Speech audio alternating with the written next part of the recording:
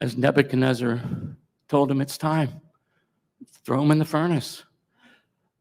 Think about what it was like when they were getting their hands bound. Think about what might have been going through their mind as that was happening. You think, because they had the discussion prior to with Nebuchadnezzar telling them that, you know what, I don't know if God is going to do something for me, and I don't know if he isn't.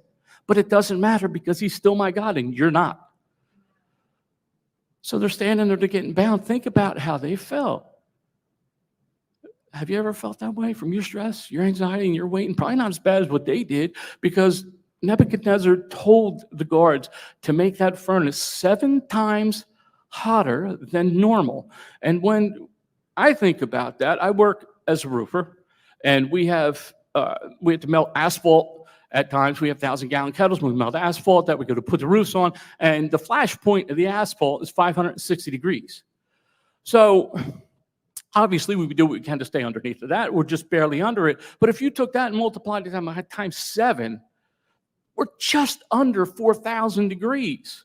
So even if we consider that that furnace was that hot, and they're standing there thinking they have to go into it, you know, and the guards, as the guards were going, we all know they died. But here's the thing, they dropped them in.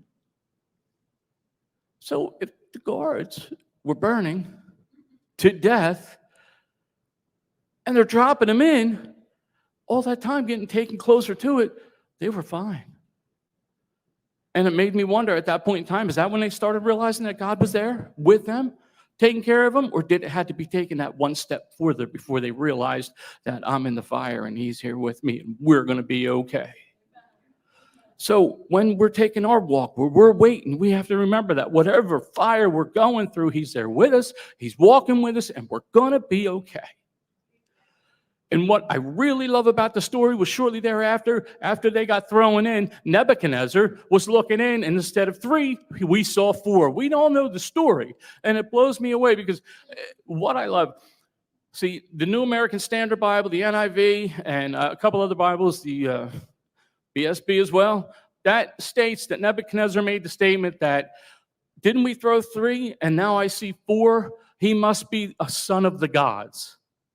But I like the New King James Version better because in the New King James Version it states he must be the son of God.